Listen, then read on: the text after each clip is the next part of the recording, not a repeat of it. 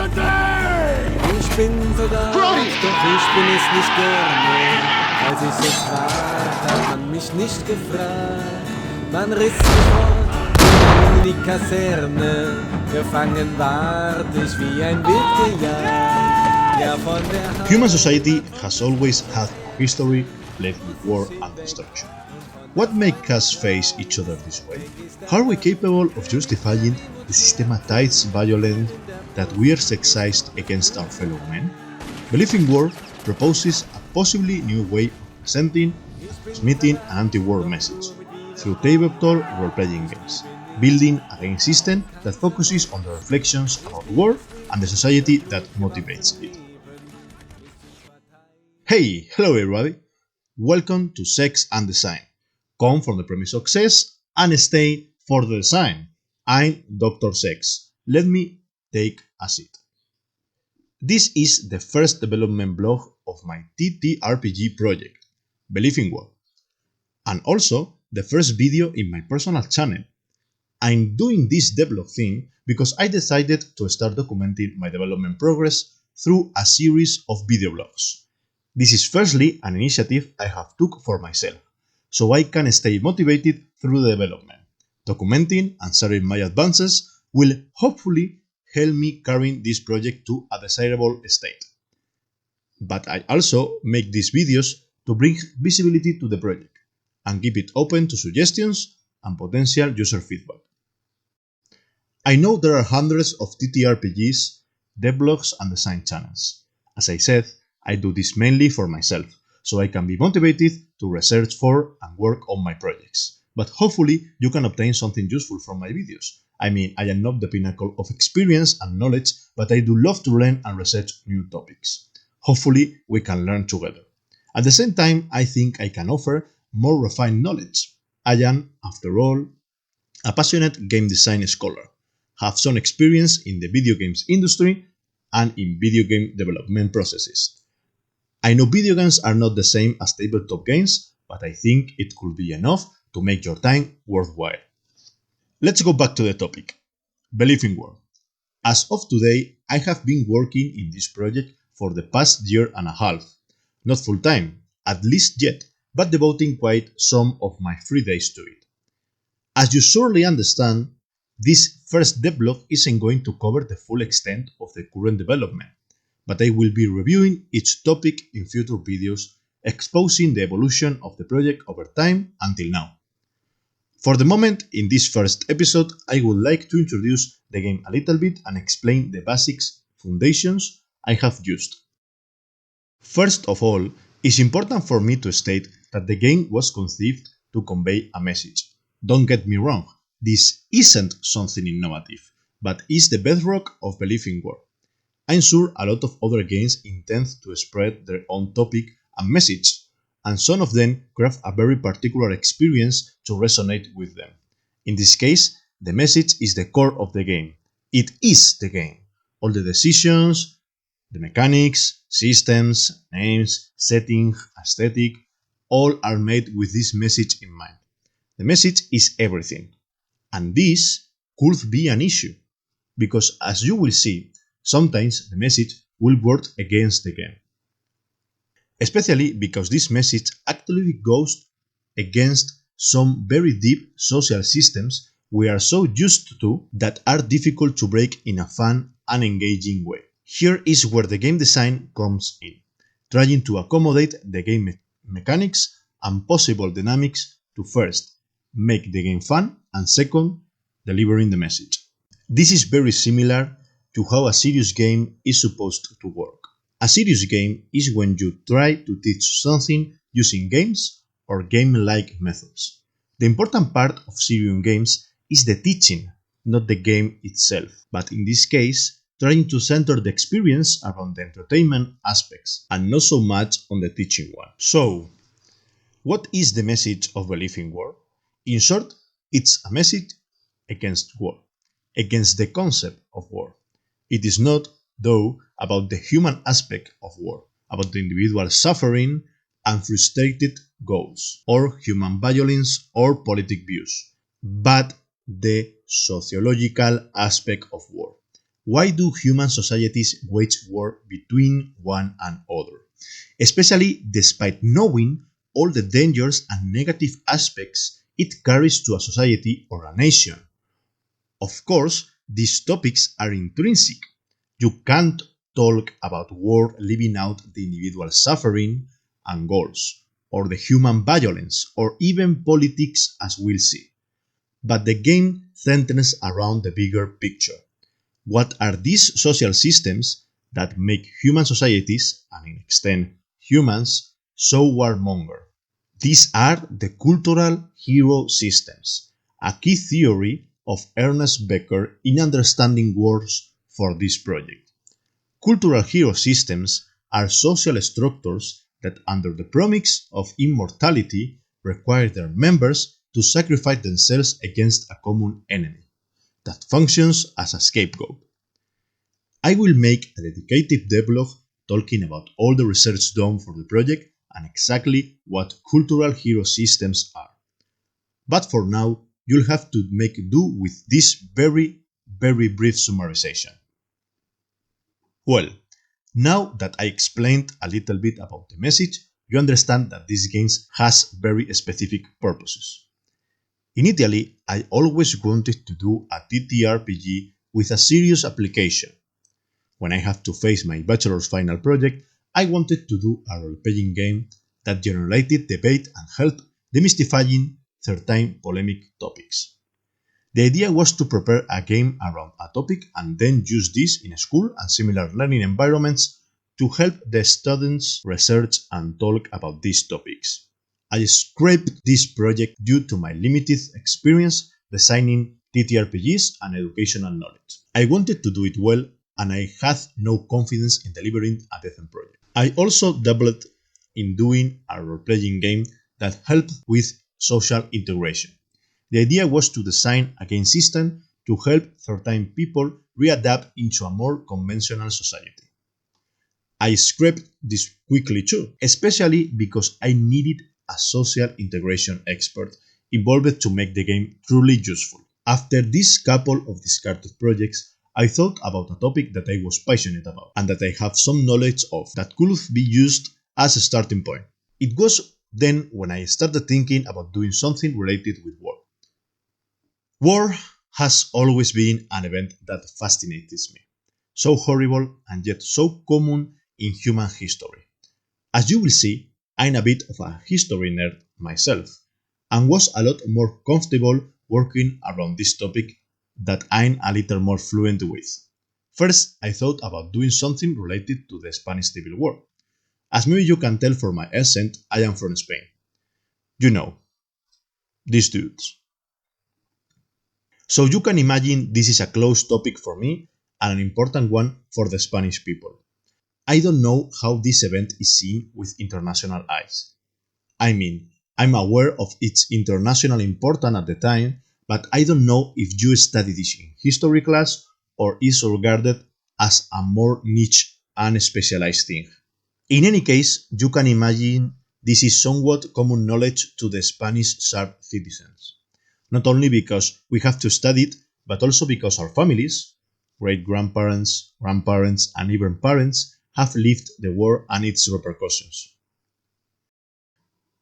To be sure you know what I'm talking about, and the reasons why I also script this project, I'm going to do a quick contextualization.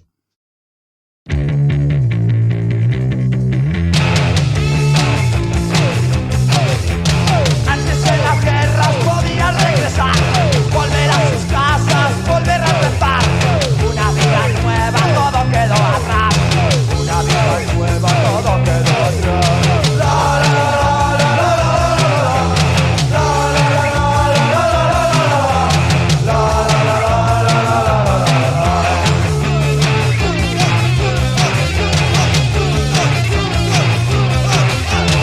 Antes en las guerras podían regresar. Volver a sus casas, volver a empezar. Una vida nueva, todo quedó atrás. Una vida nueva, todo quedó atrás.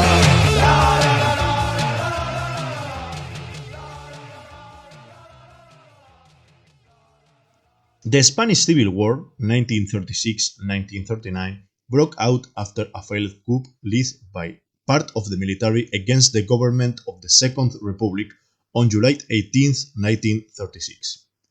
The coup failed in more than half of the country, so instead of a sudden shift in power, now war was inevitable. The main part of the rebel military forces were in Moroccan territory at the start, but thanks to the quick collaboration of Nazi Germany and fascist Italy, as well as some military operations, soon they were able to cross the Strait of Gibraltar and the war started. The war ended on April 1, 1939. Francisco Franco declared victory and established a dictatorship that was in place until November 20, 1975, when he died. After this, Spain entered the democratic transition. That is another whole messy thing and not that important for today's topic. If you are interested, there is a quite acceptable summary on SideQuest animating history. Brief but light, so you can satisfy yourself. I will leave you the link of the video in the description.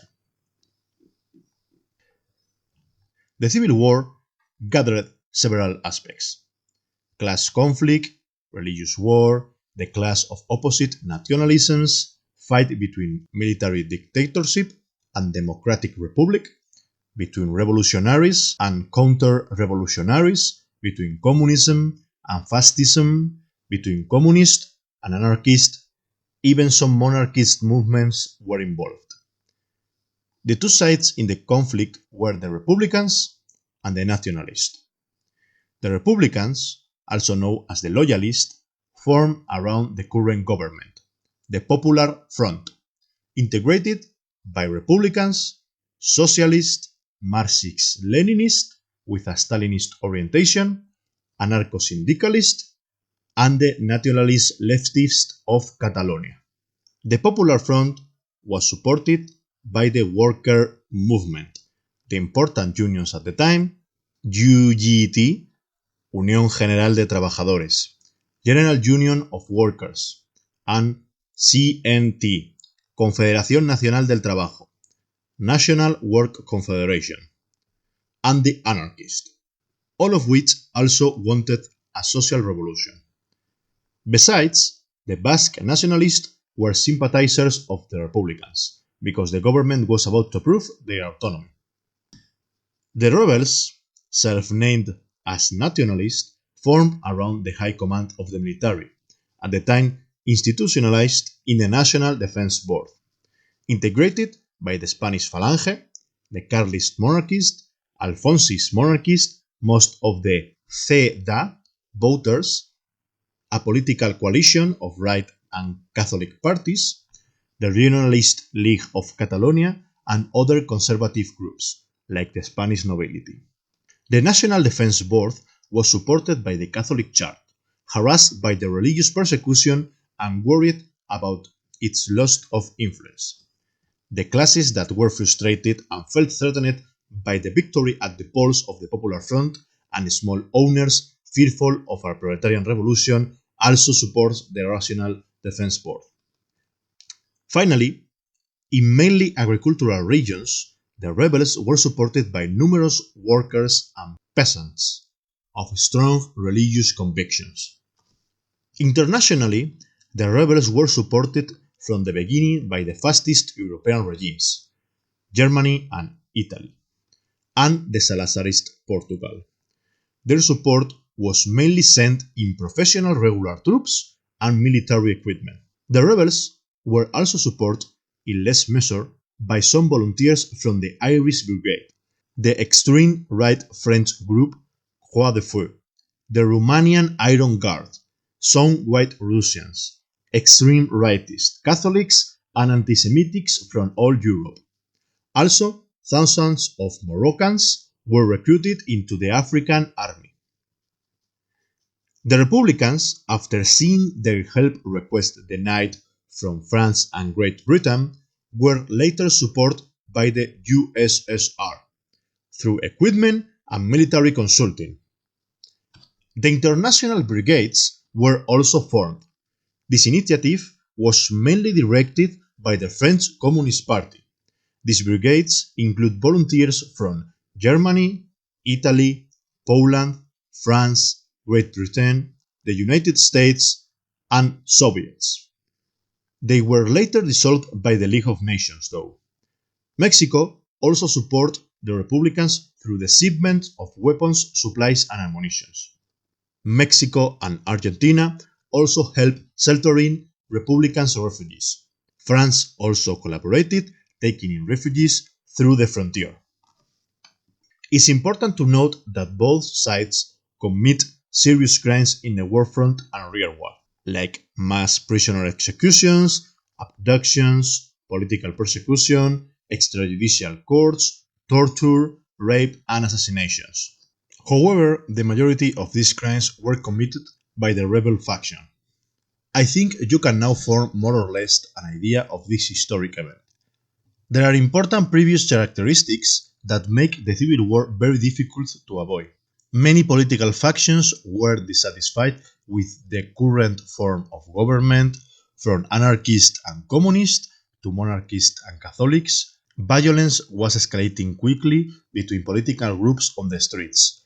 Economic reforms were being implemented very slowly, so the citizens were dissatisfied. And the current government did very little to avoid political conspiracies. There was a previous coup that failed completely and had no serious repercussions. As you can see, it was a grimy situation. Lot of political factions, ambitions, and contained violence that drove a very underdeveloped country to a horrible experience. Families were confronted, neighbors started accusing and executing each other just for land, power, or old squabbles. The young were misleading recruited. Shouts of ideology and nationalism drove the whole country to arms. No one was truly prepared for war. The rebels had planned a coup, not a military invasion. The communists and anarchists wanted a revolution, but now there was no government to overthrow. Republicans' hopes were self-preservation and the intervention of Europe, and the rest mostly just wanted to live. There is an expression that says something like, "In a civil war, you can hear the enemy cry in the same language as you." It was definitely a horrible experience. If you know a third-generation Spaniard, his great-grandparents were Spanish, ask them about their family whereabouts during this conflict. You will see how this affected almost everyone. Please, try to be mindful, because there are families that suffer a lot and almost everyone lost a brother, a cousin, a parent, or worse. And not everyone is prepared to talk about this. Why all this yapping? Well, yes, maybe I overstepped a little, but it's important for me that you would conceive the deep trauma that the Spanish society still is carrying from this experience. Political, cultural, and personal. As I say, not everyone is prepared to talk about this. Some people suffer a lot and others have sentiments of revanchism, both Republicans and nationalist. I'm the kind of people that thinks we must not just bury our undesired history under a rug, because I think that if we forget our errors and suffering, we may recreate them. Or worse, let us be manipulated by false conceptions of our past. This third project was aimed at the Spanish people regarding this issue. The idea was trying to understand our ancestors and review the Spanish Civil War from a safe spot, through a game. I was trying to make it also an excuse for personal history investigation, having to research your ancestors to make your character in the game. I also discarded this project, as I said before. The reasons? Well, I think the Spanish society is not prepared to face this type of trauma using this format, a TTRPG. And I have some doubts about whether most people are prepared or want to face this at all. Plus, I wanted to do something less specific. However, this will probably be a project I will revisit in the future. Finally, we reached the final iteration and the current project, Believe in War. This was first a more open approach, an anti-war tabletop game. So, how to do an anti-war tabletop game? I started documenting in various levels about what can be useful to do and not to do in a TTRPG centered around this. I studied the anti-war methodology, especially in cinema, due to its wider audience and similarities to a TTRPG, analyzing a great quantity of war and anti-war films. I investigate the different types of conceptions about wars, trying to understand their causes and their ways of waging war. I also revisit other TTRPGs against war or centered around war. We will talk about them in future devblogs, no worries. Then I stumbled upon the cultural hero systems theory. It fit perfectly with my intentions and helped me unify all of the other aspects I was researching about, especially the anti-war cinema, that is more developed and already related to this theory. I think this will be all for today. In the next devblog, I will talk about the theoretical basis of the project, and hopefully I will be able to summarize correctly Ernest Becker's theory. Thank you all for watching. I will gladly read your feedback, if you want to give some. Just please be constructive. I also apologize for my English, as you can see, not my first language. Farewell. Antes de la guerra